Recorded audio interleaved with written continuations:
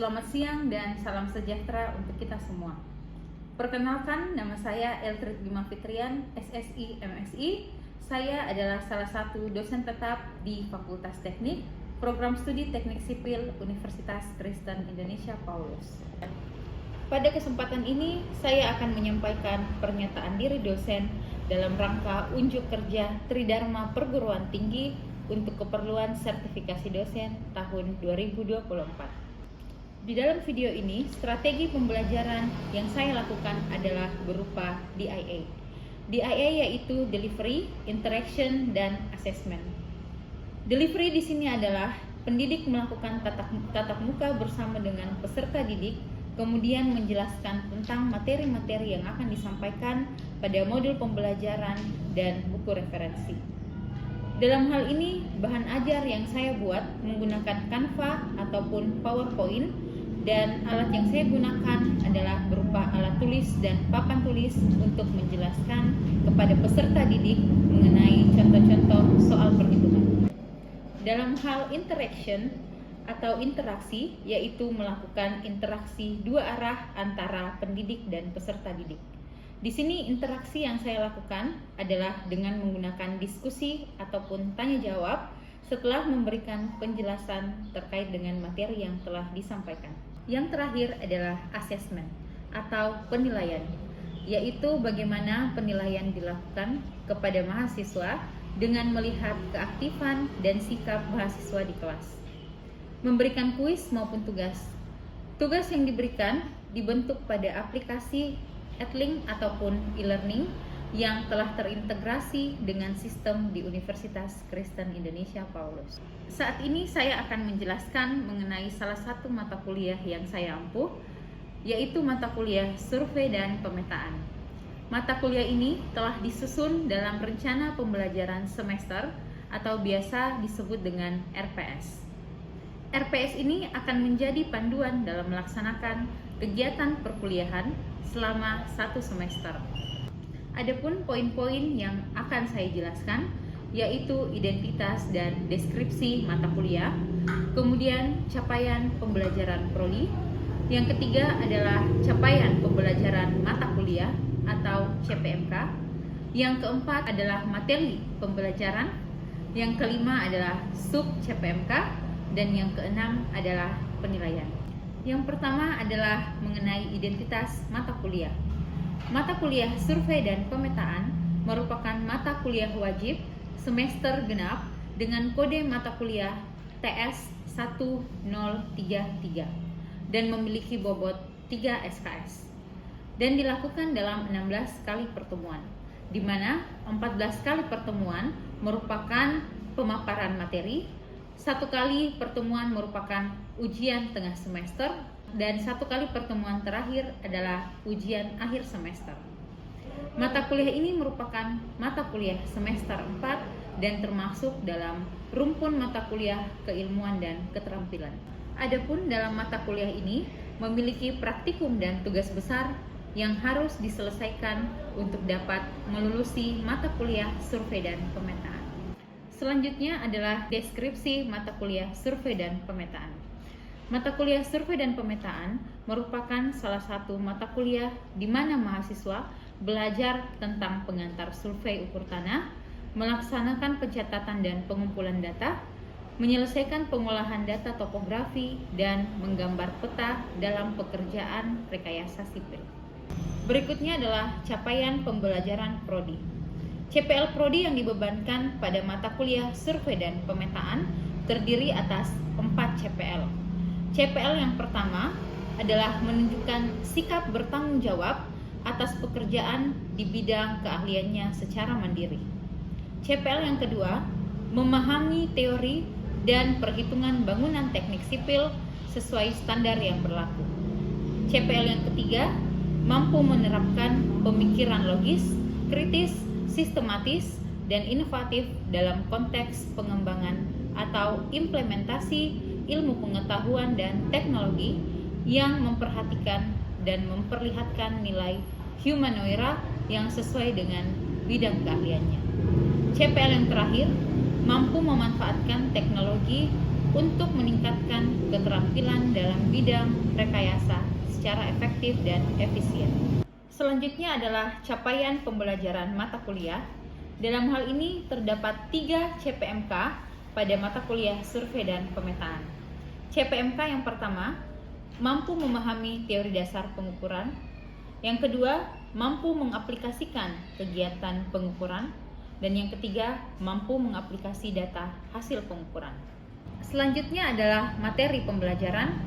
Materi ini akan saya gunakan untuk pembelajaran selama 1 semester.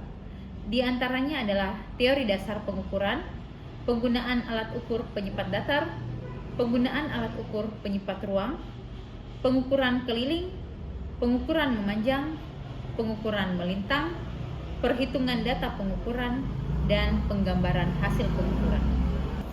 Berikutnya saya akan menjelaskan sub CPMK yang terdapat pada mata kuliah ini. Pada mata kuliah ini terdapat 7 sub CPMK. Yang pertama, mampu menjelaskan teori dasar pengukuran. Yang kedua, mampu menggunakan alat ukur penyipat datar. Yang ketiga, mampu melaksanakan pengukuran penyipat datar. Yang keempat, mampu menggunakan alat ukur penyipat ruang. Yang kelima, mampu melaksanakan pengukuran penyipat ruang. Yang keenam, mampu menghitung data pengukuran. Dan yang terakhir, mampu menggambarkan hasil pengukuran. Adapun metode pembelajaran yang saya lakukan dalam mata kuliah survei dan pemetaan, yaitu dengan ceramah, diskusi, dan tanya jawab, sehingga saya dapat mengetahui tingkat pemahaman mahasiswa terhadap materi. Berikutnya adalah penilaian. Ada beberapa kriteria penilaian yang saya terapkan pada mata kuliah ini. Yang pertama adalah mengenai tugas dengan bobot sebesar 25%. Kemudian kehadiran dengan bobot 5%, UTS sebesar 30%, UAS sebesar 35%, kuis dan keaktifan dalam kelas sebesar 5%. Untuk pengumpulan tugas, saya tidak menerima pengumpulan tugas susulan kecuali dengan alasan tertentu.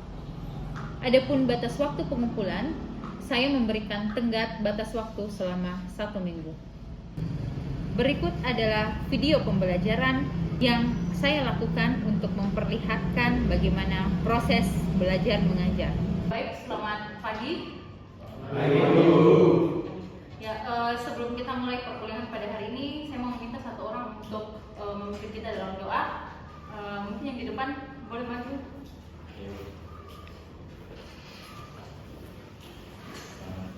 Mari teman-teman, sebelum kita mulai pelajaran hari ini, marilah kita berdoa. Bapak, Tuhan, terima kasih karena lancar setelah kendali. Tuhan, ini ada yang kami sampaikan kepadamu, terima kasih Yesus Kristus, kebenaran dan jujur semua kami. Amin. Presensi terlebih dahulu untuk mengecek kehadiran kalian. Mohon didengar namanya satu persatu. Ayu, Marlinto, tidak ada ya? Rahul, Samuel, Yosef, Filiano, Cecilia, Wildy Putra, Rangga Septian, Jamie, Teresia, Romi Andi Saputra, Desi. Jadi sebelum kita memulai perkuliahan kita pada hari ini, terlebih dahulu saya ingin menyampaikan mengenai capaian pembelajaran apa yang akan kita capai setelah kita mempelajari mengenai materi kita untuk pada hari ini. Jadi capaian pembelajarannya adalah kalian nantinya bisa mampu menggambarkan hasil pengukuran yang sudah kalian lakukan di lapangan. Oke, nah, minggu lalu sudah share materinya. Apa yang saya tonton? Merupakan jadi peta kontur atau garis kontur itu adalah garis yang menghubungkan lokasi-lokasi yang berbeda berdasarkan dengan beda tinggi atau berdasarkan titik tingginya. Nah, nantinya peta kontur ini akan menghasilkan yang namanya peta topografi. Jadi saya kira di pertemuan awal saya tidak pernah menjelaskan sebelumnya mengenai peta topografi.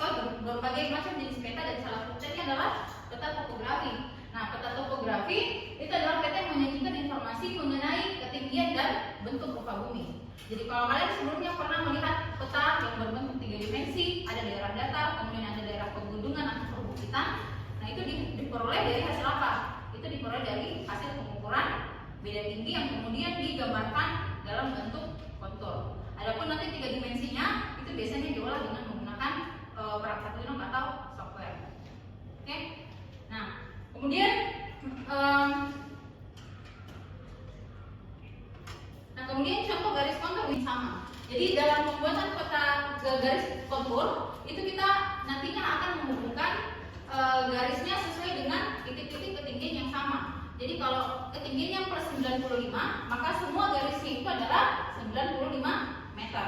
Kemudian garis keduanya lagi kita hubungkan dengan misalnya titik tingginya 125 meter. Nah, maka garisnya juga nanti akan saling berhubungan dengan titik yang 125 meter. Jadi tidak bisa antara ketinggian 95, 120 dengan 125 itu berada dalam satu garis. Jadi garisnya itu pasti akan berbeda-beda untuk setiap ketinggian. Nah, contohnya misalnya kalau kalian lihat pada gambar, misalnya untuk garis lingkaran yang tengah ini, garis lingkaran yang di tengah, nah itu menunjukkan misalnya ketinggian berada pada ketinggian 100 meter. Nah, lingkaran yang kedua itu misalnya ketinggiannya 95 meter. Garis ketiga itu misalnya ketinggiannya adalah 80 meter. Dan begitu seterusnya sampai dengan garis yang terakhir. Nah, inilah yang disebut sebagai garis kontur. Jadi semakin rapat garisnya, maka biasanya daerah itu akan semakin terjal. Tapi kalau konturnya semakin renggang seperti ini, maka biasanya daerahnya itu semakin datar. Oke, sampai sini bisa dipahami? Itu kalau dalam bentuk 2 dimensi. Kalau kita ubah dia dalam bentuk 3 dimensi, maka modelnya seperti ini. Ini tadinya yang untuk ketinggian 100 meter, kemudian ini untuk ketinggian yang misalnya 95 meter, ketinggian yang 80 meter dan seterusnya sampai di bawah. Istilah-istilah dalam kontur yang pertama itu kita kenal sebagai ada yang namanya interval kontur. Nah, jadi untuk pembuatannya misalnya tadi kita kembali lagi ke gambar yang sebelumnya.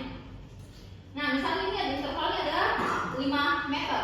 Berarti beda antara titik yang satu dengan titik yang lainnya itu selisihnya misalnya 5. Kalau ketika kita menggambarkan garis kontur, untuk garis kontur yang lebih rapat itu biasanya menunjukkan ketinggian yang lebih detail jika dibandingkan dengan garis kontur yang agak renggang.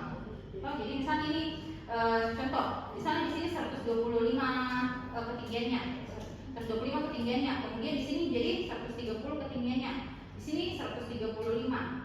Nah, ada jarak di situ. Tapi kalau kita pakai interval 2, setelah 125 ada 135. Garisnya itu pasti ada jarak lebih renggang. Tapi kalau kita pakai interval 2, maka dari 125 ke 127 ke 129 itu garisnya pasti rapat. Tapi jangkauan ketinggian yang yang bisa kita dapatkan itu lebih detail.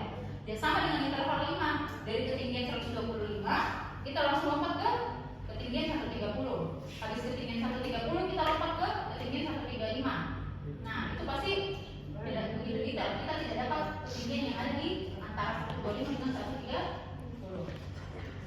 Nah, jadi itu untuk interval kontur yang lain. Nah, semakin besar skala peta, maka informasi peta akan semakin banyak.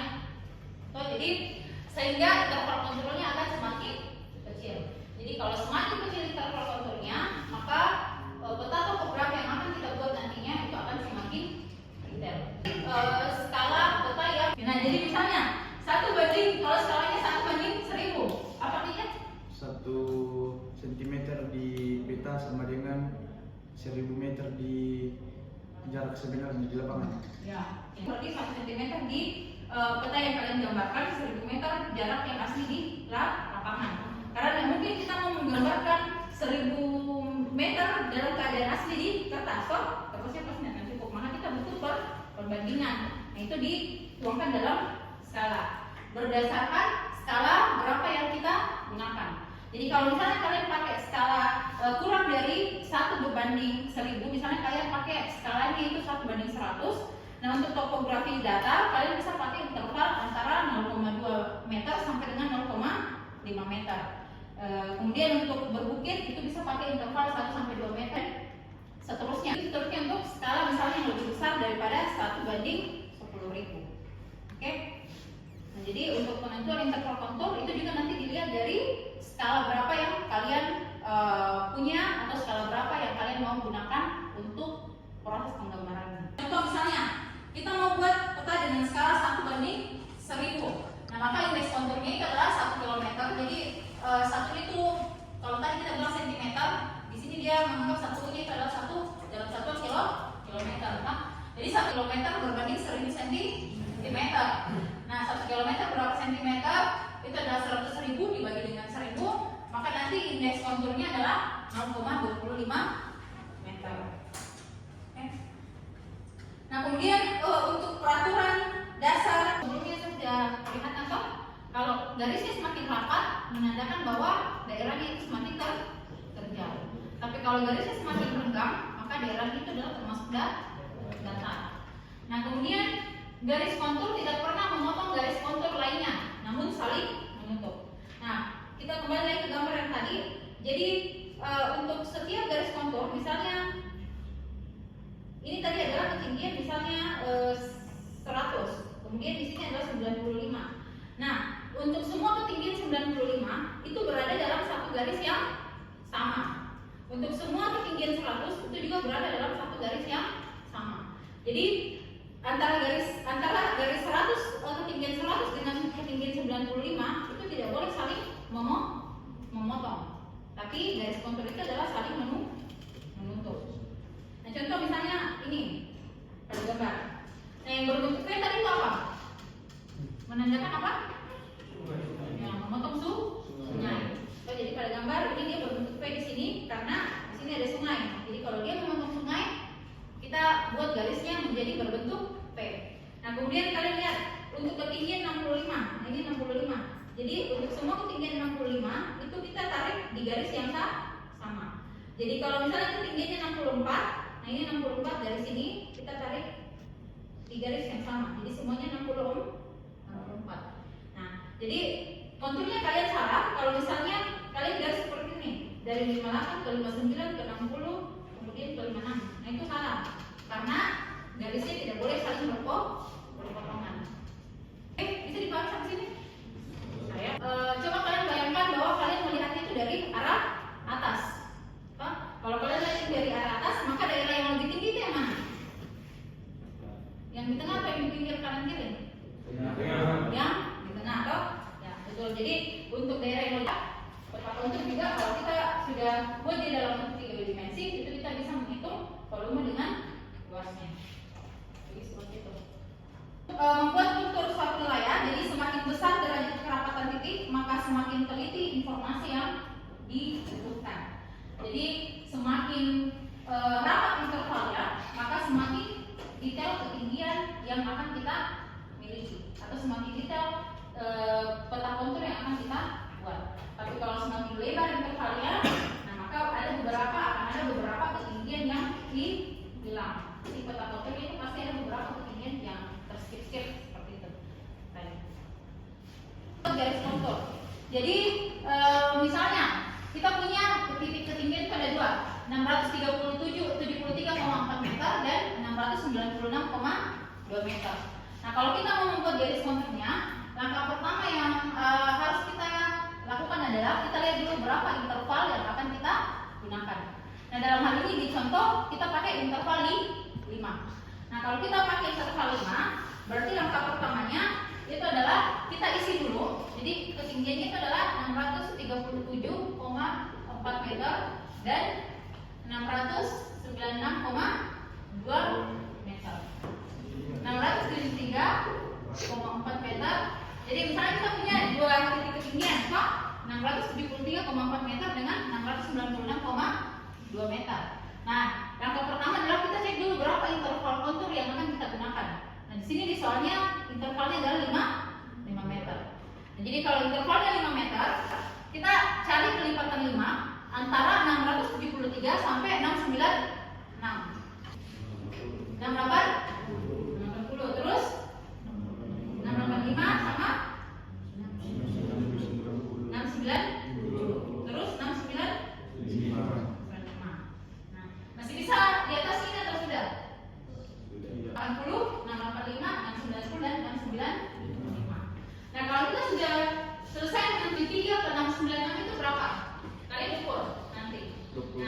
Contoh misalnya adalah kita menentukan apa tadi? Tentukan intervalnya. Nah, kemudian yang kedua tentukan kelipatan. Tentukan kelipatan dari interval. Nah, kemudian yang ketiga menentukan jarak. Nah, menentukan jarak antar titiknya. Nah, kemudian jadi setelah menentukan interval kelipatannya berapa, kemudian ditentukan jarak antar titiknya, kemudian tentukan beda tinggi. Nah, beda tinggi kita tentukan dengan mengurangkan antara titik 2 dengan titik 1. Jadi di situ didapatkan beda tingginya sama dengan 22,8 meter. Nah, kalau kita sudah selesai menentukan beda tingginya, nah kita selanjutnya adalah menghitung jarak. Jadi jarak dari 673 ke kelipatan ketinggian yang sudah kita dapatkan tadi itu berapa? Jadi ini tidak boleh kita misalnya 675 itu tidak boleh kita tentukan sembarang titiknya, tapi kita harus menghitung jaraknya. Jadi misalnya 673 ke 675 itu berapa senti? Nah, itu kita harus hitung dulu dengan menggunakan persamaan yang di atas. Kita tidak boleh misalnya kayak saya mau 675 titiknya di sini, 680 di sini, itu tidak boleh, ya. Jadi kita hitung dulu, kita hitung terlebih dahulu. Nah, jadi yang kelima itu kita hitung jarak dari titik kelipatan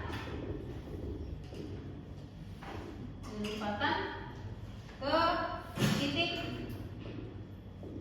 titik terendahnya. Nah, jadi dengan cara titik kelipatannya itu dikurang. Jadi titik kelipatan dikurangi dengan titik terendah. Oke. Ya, jadi itu tadi untuk menentukan interval, kemudian menentukan jarak antar intervalnya. Nah, sekarang contoh lain misalnya 430, misalnya kita punya dua titik 436,3 dan 443,1. Nah, misalnya intervalnya kita pakai interval 2. Nah, ada yang bisa?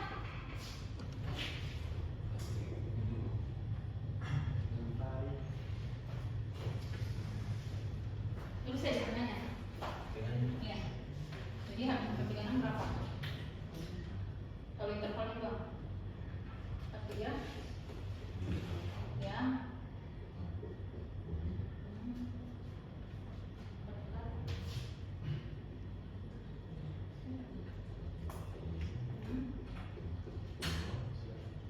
Oke, sudah sampai 44 dulu. Jadi kalau misalnya di sini kalau intervalnya 2, kalau intervalnya 5 berapa? 4,1. Titiknya antar untuk menentukan interval titiknya itu kita setiap ketinggian kan. Jadi misalnya 436 ke 443. Nah, itu intervalnya di situ ada 440. Kemudian 434 dengan 443 itu ada 440 dan 435. Jadi semua titik ketinggian jangan cuma di atasnya saja, tapi di bawah juga. Jadi antara ini dengan ini itu kalian tentukan juga berapa intervalnya di situ. Jadi kalau misalnya ini dengan ini 413 ke 418, kalau dia kelipatan 5 berarti ada 415. Kemudian 411 dengan 413 ada atau tidak ada? Tidak ada. Kalau intervalnya 5 tidak ada toh? Oke, bisa dimengerti? Bisa. Berdasarkan ketinggian yang sama. Nah, jadi misalnya ini 440, berarti 440 nah ini ketinggiannya sama. Jadi kita hubungkan. Kemudian 435. Nah, kalian lihat 435 yang masuk ke dalam 435 yang mana? Nah, ini kalian hubungkan garisnya. Kemudian 430 ini. Jadi hubungkan hanya pada ketinggian yang sama. Jadi kalau kalian hubungkan misalnya ini 430 kemudian ada 425 di sini, nah itu tidak boleh. Oke? Nah, kalau sudah nanti hasilnya jadi seperti ini. Nah, kalau pada kontur yang sudah jadi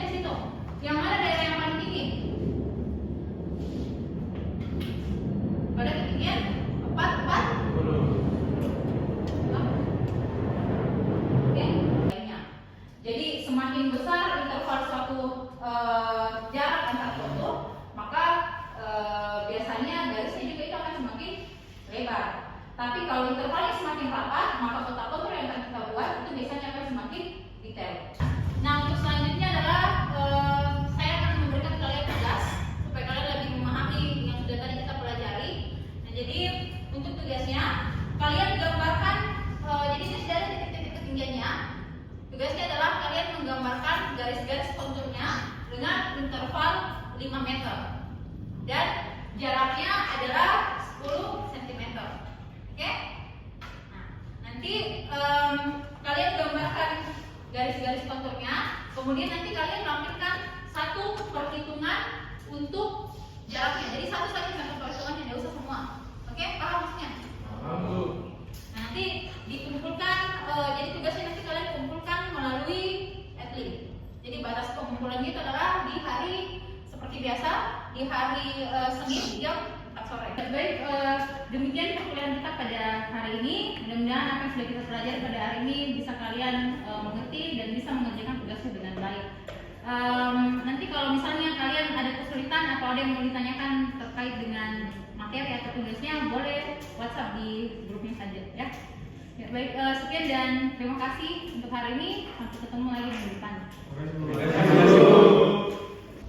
Demikianlah deskripsi singkat mata kuliah survei dan pemetaan yang saya ampuh dan bagaimana proses pembelajarannya yang biasa saya lakukan di Fakultas Teknik Program Studi Teknik Sipil Universitas Kristen Indonesia Paulus.